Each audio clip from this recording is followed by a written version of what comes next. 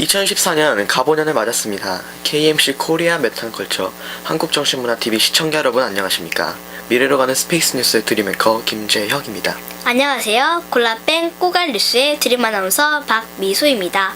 새해 복 많이 받으세요. 아무거나 듣지 말고 아무거나 보지 말고 들을 것만 보고 볼 것만 보자.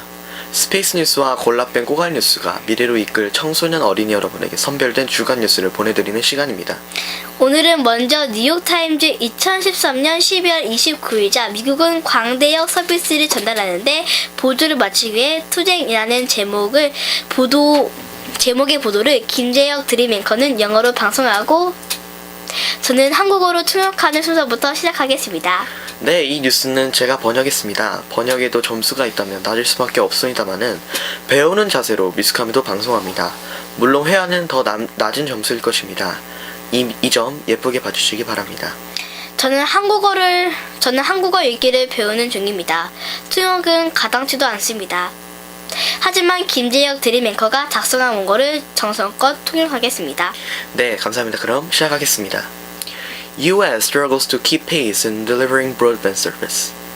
미국은 광대역 서비스를 전달하는 보조를 맞추기 위해 투쟁.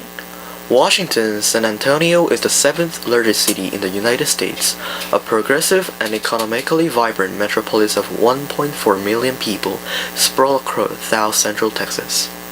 샌 안토니오는 미국에서 7번째로 큰 도시로 140만 명의 사람들이 중남부 텍사스에 걸쳐 자리를 잡고 있을 만큼 진보적이고 경제적으로 활기찬 대도시입니다.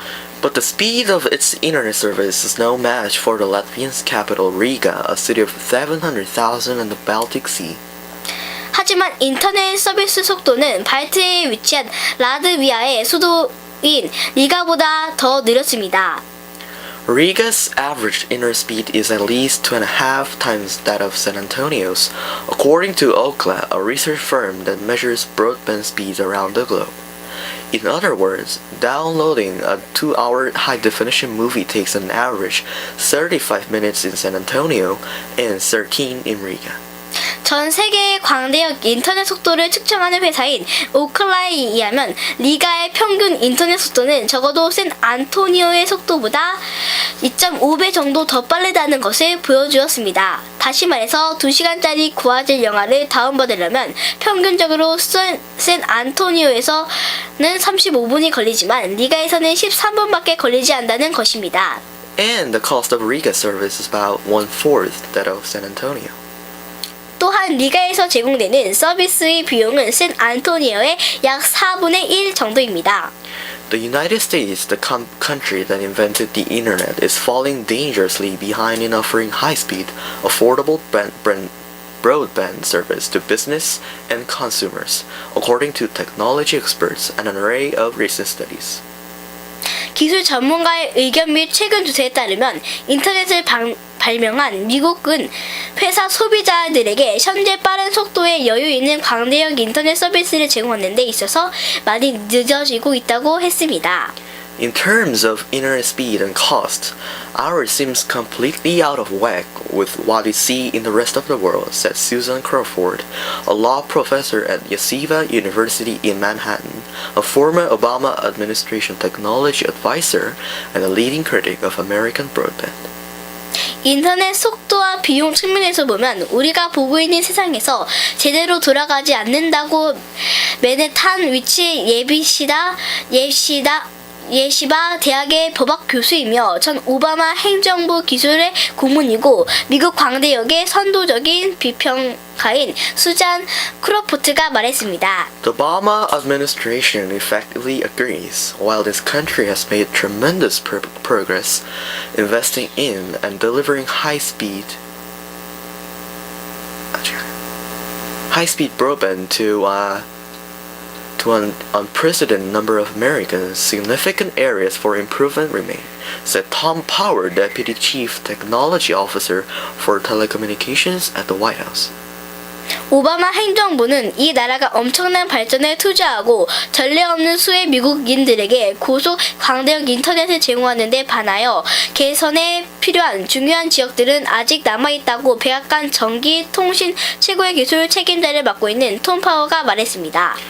The disagreement comes over how far behind the United States really is in what many people consider as basic a utility as water and electricity, and how much it'll affect the nation's technological competitiveness over the next decade.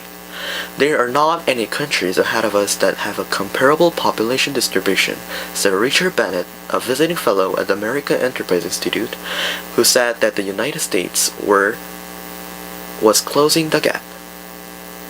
미국의 많은 사람들이 물과 전기 같은 기본적인 요소의 중요성을 대해 무감각해졌을 뿐만이 아니라 이로 인해 국가에 미치는 영향이 대한 부분도 둔해졌다고 했습니다. 미국 기업 연구소 연구원인 리차드 베넷은 미국의 물과 전기 같은 기본적인 요소에 대한 중요성을 깨닫지 못하는 국민이 다른 나라에 비해 낮은 비율로 차지하고 있다라고 말했습니다. But as the Obama administration warned in a report this year, to create jobs and grow wages at home, and to compete in the global information economy, the delivery of fast, affordable, and reliable broadband service to all corners of the United States must be a national imperative. 그러나 올해 오바마 행정부의 경고에 따르면 일자리를 창출하고 집에서 임금을 성장시키고 세계적인 정보 경제에서 경쟁하기 위해 미국의 모든 곳에 빠르고 저렴하게 믿을 수 있는 광대역 서비스가 제공되어야 한다라고 말했습니다. The World Economic Forum ranked the United States 35th out of 148 countries in internet bandwidth, a measure of available capacity in a country.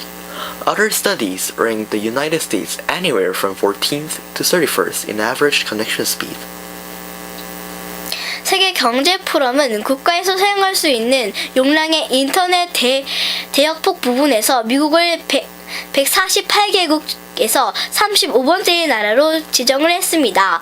다른 보고에 의하면 미국의 인터넷 평균 연결 속도는 전체 국가 중 14번째에서 31번째 국가에 포함된다고 평가했습니다. Generally, fast broadband is considered anything above 10 megabits a second. 일반적으로 빠른 광대역은 어떤 것이든 초당 10메가비트 이상으로 되는 것으로 여겨진 것입니다. In Riga, speeds average 42 megabits a second, but many users have service of 100 to 500 megabits as of mid-December, according to Ookla. In San Antonio, broadband speeds average about 16 megabits a second. While higher speeds are available through cable television or phone companies, the expense is such that many households in the city cannot afford a connection. 오클라에 따르면 리가는 초당 42메가비트는 평균적인 속도이지만 많은 사용자들이 12월 중에 100에서 50메가비트의 서비스를 제공받았습니다. 샌 안토니오에서는 초당 16메가비트가 평균적인 속도이지만은 케이블 TV나 전화회사를 통해 더 빠른 속도도 가능하지만 그 비용은 도시의 많은 집들이 감당할 수 없는 정도입니다. Those faster speeds can mean the difference between thriving and surviving. For Cosmodromes, a web design and video production studio in Riga, that high-speed connection lets it transfer huge files of video or photos in minutes. 그러나 빠른 속도를 번성하고 생존하는 차이에 대해 의미할 수 있습니다. 코스모스 롬토, 주 리가, 웹 디자인, 비디오 제작 스튜디오의 경우 빠른 속도의 연결이 엄청나게 큰 용량의 영상이나 사진들을 단 몇 분 만에 전송시킬 수 있다는 것입니다. With broadband of only a few megabits a second, it would take so long to transmit the files that the company would be better off delivering them physically on a disk or thumb drive, said Agnes Krivklin, a company director. 단지 몇 메가비트 초광대역으로 보내는 것은 너무 오래 걸릴 것이니 디스크나 USB에 담아서 전송하는 것이 더 나을 것이라고 에그니스 그리브 칼렌 이사는 말했습니다. Niels Usakov, the mayor of Riga, said that when private investors started to build internet infrastructure in the city, no systems were in place, so the builders were able to install the latest fast communications technology. We are the capital of a European Union member country bordering with Russia, Mr. Usakov said. The technology makes this an even more attractive place to invest.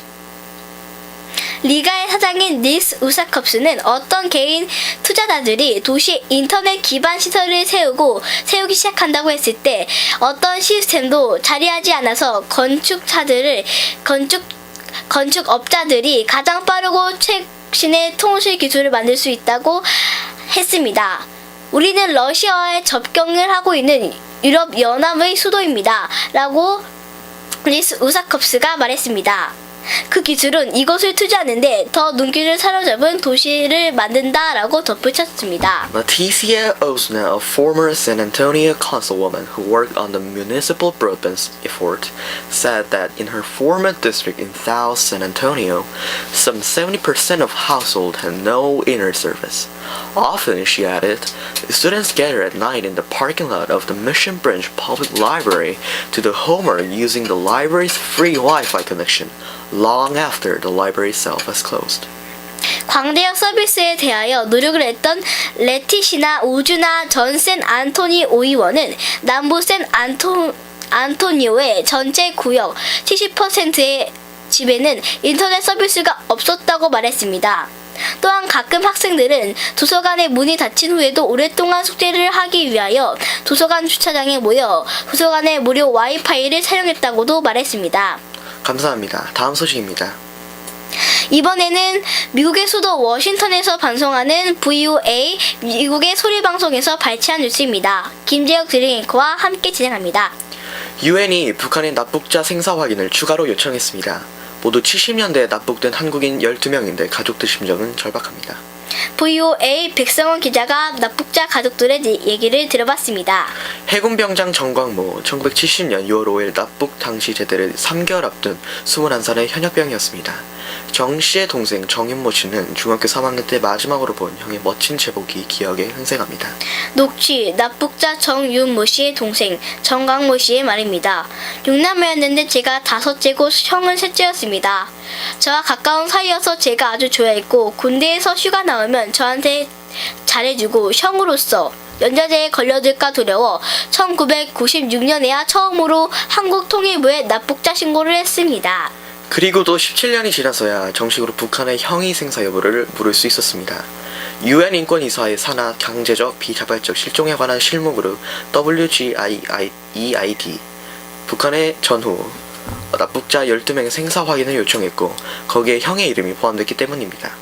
서울의 민간단체인 북한인권시민연합 리 캠페인팀 간사는 29일 VOA와의 전화통화에서 WGEID가 지난 11일 이런 사실을 알려왔다고 밝혔습니다. 녹취 북한 인권시민연합 릴리언리 간사의 말입니다. 우리한테 편지가 왔어요. 북한 인권시민연합이 명단을 보냈으니까 가족들에게 전달해 주라고요.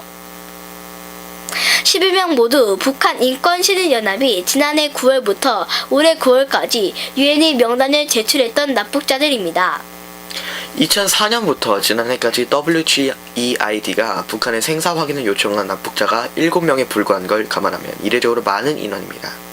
북한 인권시민연합 릴리언리 간사는 최근 인권기구들의 관련 실태 조사와 납북자 가족들의 증언 등에 힘이 실리면서 이런 진전이 이뤄진 것으로 풀이했습니다. 녹취 북한 인권시민연합 릴리언리 간사입니다. 북한 인권시민연합이 지난 3월에도 강제적 비자발적 실종에 대한 실무 그룹을 방문했고 증인들, 납북 귀향자, 가족들을 모두 거기서 증언을 한 게 다 영향을 준 것 같아요. 릴리언 리 간사는 북한이 납북 사실 자체를 줄곧 부인해왔다고 설명했습니다. 그러면서 내년 3월 발표될 UN 북한 인권조사위원회 COI의 북한의 인권 실태 조사 보고서가 북한의 태도를 바꾸는 계기가 되길 바란다고 덧붙였습니다. 오랜 기다림 끝에 북한의 생사 확인을 요청을 하게 된 납북자 가족들 심정은 더욱 절박합니다. 정윤모 씨는 이제 60대 중반이 되었을 형의 이름만 불러도 눈물이 난다고 말했습니다. 녹취 납북자 정윤모 씨의 동생 정강모 씨의 말입니다. 형, 그동안 고생이 많았죠? 형, 말로 다 뭐라고 해도 얘기를 못하겠네요. 부모님이 다 돌아가시고 그래도 앞으로 건강하게 같이 삽시다. 1972년 동해상에서 납북된 유풍호 선원 남정열 씨에겐 7살 아들이 있었습니다. 어느덧 50살을 바라보는 남장호 씨입니다. 녹취 납북자 남정열 씨의 아들 남장호 씨의 말입니다. 아버지라고 부르지도 못하고 지금까지 살아왔으니까 만나면 큰 소리로 아버지라고 부르고 싶죠. 속상합니다. 사실 많은 세월이 지났는데도 보고 싶습니다. 남씨는 지난 2000년 중국 내 브로커를 통해 아버지가 함경남도 함흥 비단위에 거주한다는 사실을 확인했습니다. 고향 속초에서 얼마 떨어지지 않는 곳이어서 더욱 안타까웠습니다. 그래서 아버지를 납치한 북한 당국에 할 말이 많습니다. 녹취, 납북자 남정렬 씨의 아들 남장호 씨의 말입니다.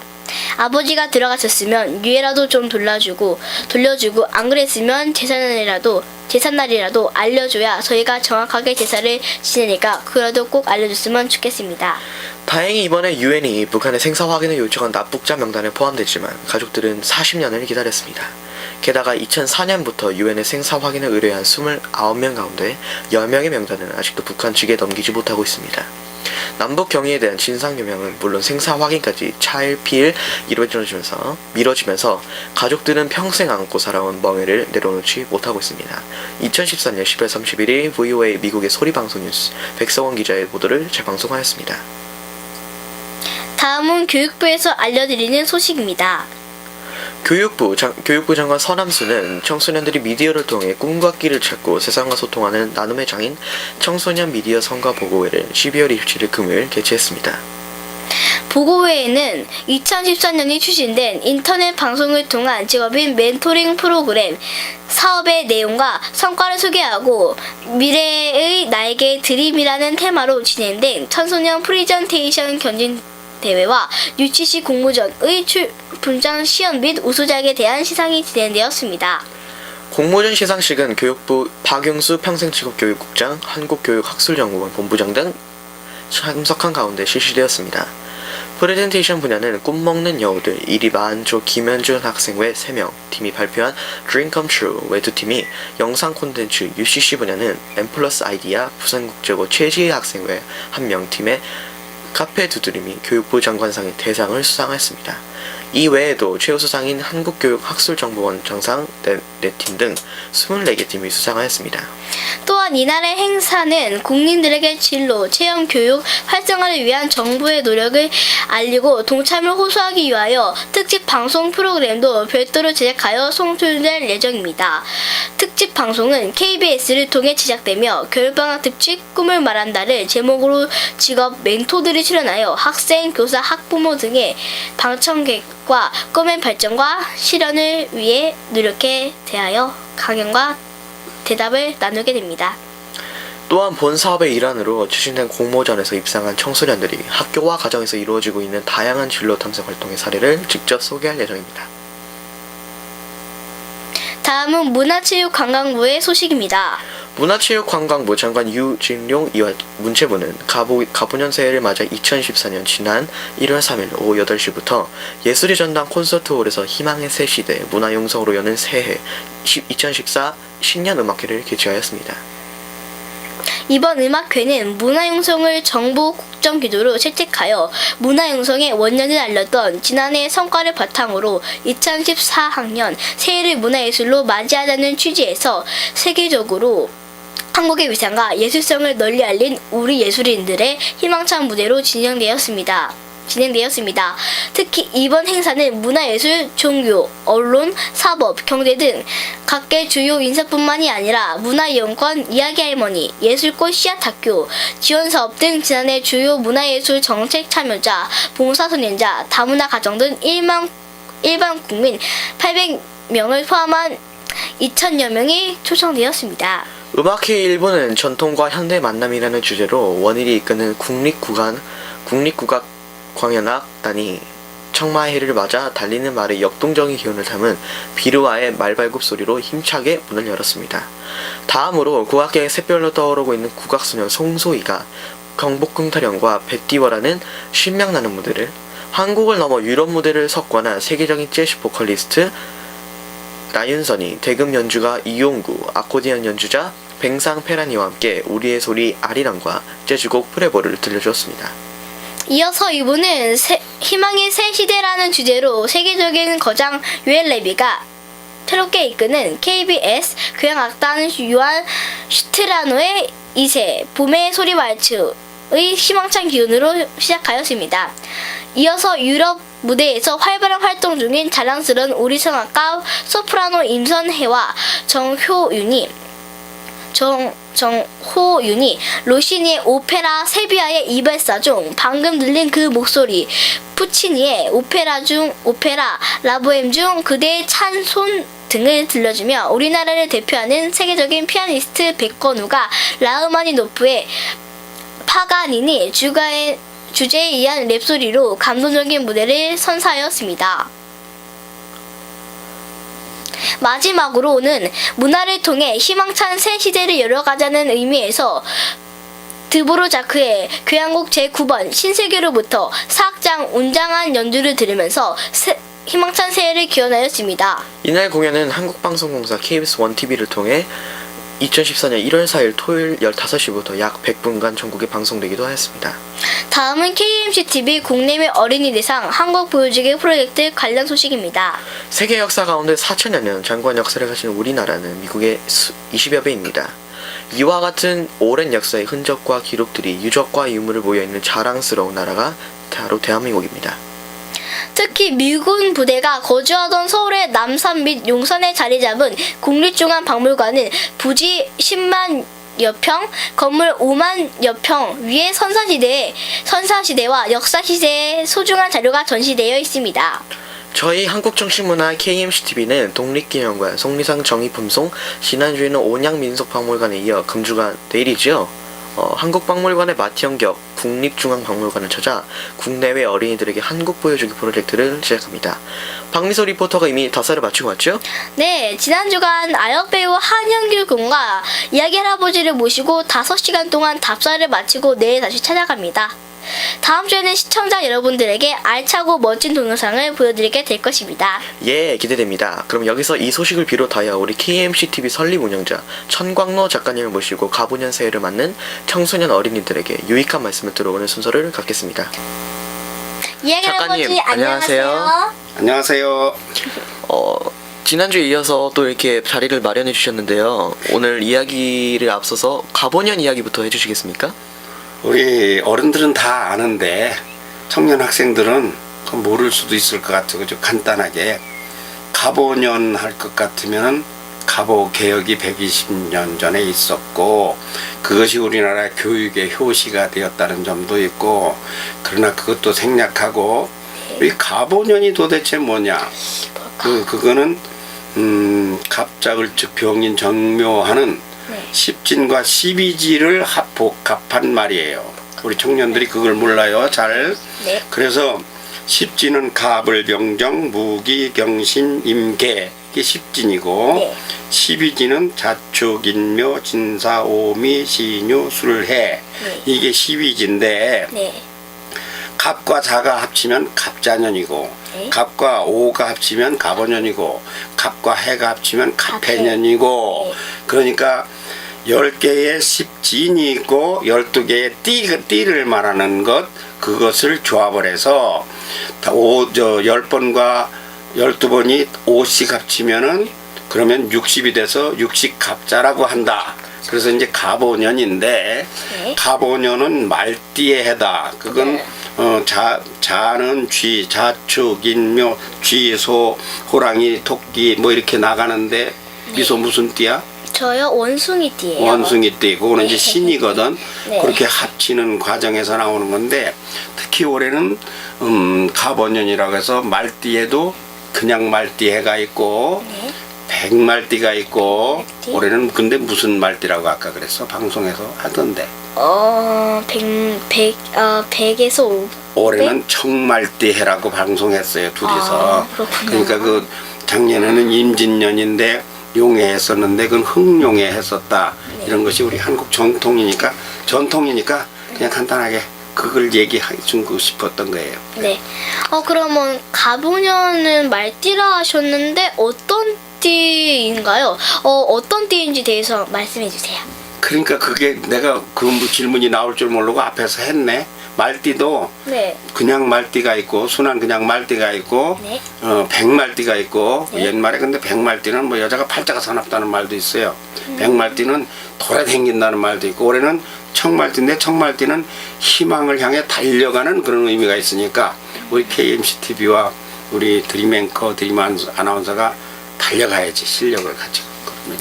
네, 감사합니다. 박미소 또 한영기 리포터가 낼 수고가 많을 것 같은데요. 네. 국립중앙박물관 무엇을 보여주기 위해 가시는 겁니까? 국민중앙박물관은 우리나라에서 제일 큰 박물관이고 세계에서 6번째고, 그런데 그걸 짓는데 그때 돈으로 21년 전이네요. 1993년에 3,600억이 들었어요. 지금으로 따지면 1조가량이 들었어요.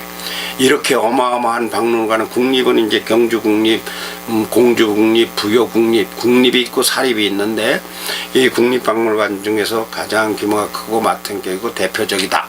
그러면 거기 가가지고 우리나라의 박물관을 학생들이 왜 봐야 되는가?